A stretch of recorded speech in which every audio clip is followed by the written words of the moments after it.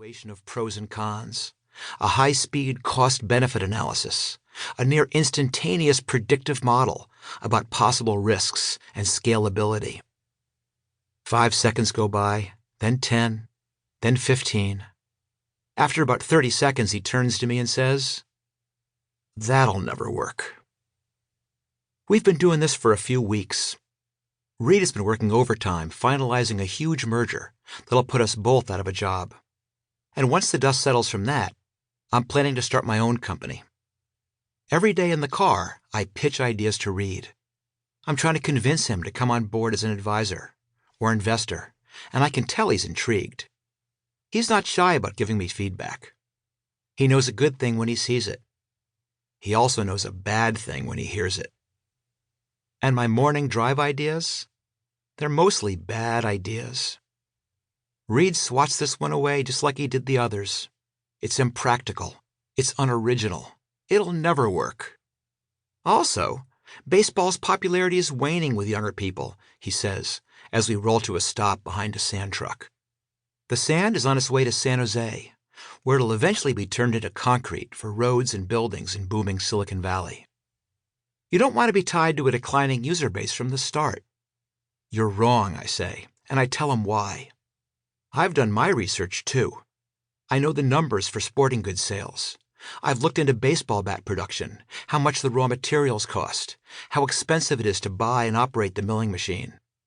And okay, I might have a personal connection to this idea. My oldest son just finished his rookie Little League season. For every one of my points, Reed has an answer. He's analytical, rational, and doesn't waste time with niceties. I don't either. Our voices are raised, but we're not angry. It's an argument, but it's a productive one. Each of us understands the other.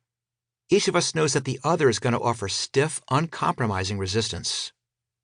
Your attachment to this idea isn't strictly rational, he says, and I almost laugh. Behind his back, I've heard people compare Reed to Spock.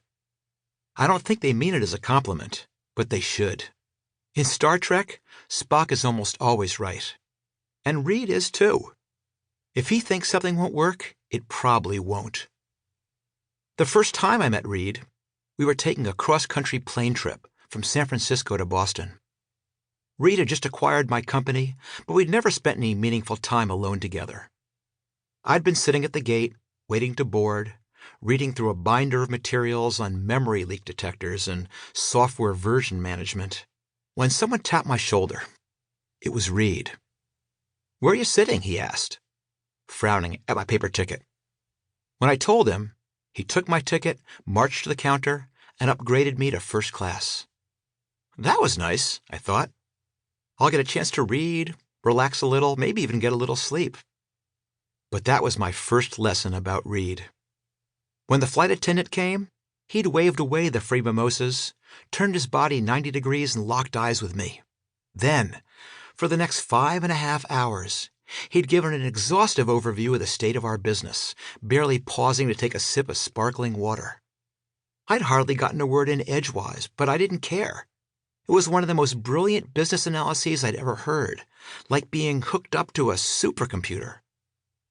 We're not in first class anymore. We're in a Volvo that could use a wash.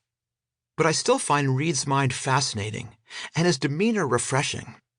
I'm grateful for his advice, for the consulting I'm getting for free on these rides over the hill into Silicon Valley and back. By total luck, I've ended up in the same company and the same town with someone who understands my vision and can provide invaluable help, not to mention savings on gas. But it's still frustrating to hear that an idea I've spent a week researching is totally unfeasible. A part of me is starting to wonder if all of my business ideas are built on a foundation as unsteady and shifty as the sand loaded into the truck ahead of us. That truck, by the way, is still in the left lane, moving slowly, holding everybody up. I'm frustrated. I flash my lights. The truck driver looks at me in the rearview mirror, doesn't even react. I mutter a few irrational obscenities. "You need to relax," Reed says, gesturing to the traffic ahead of us.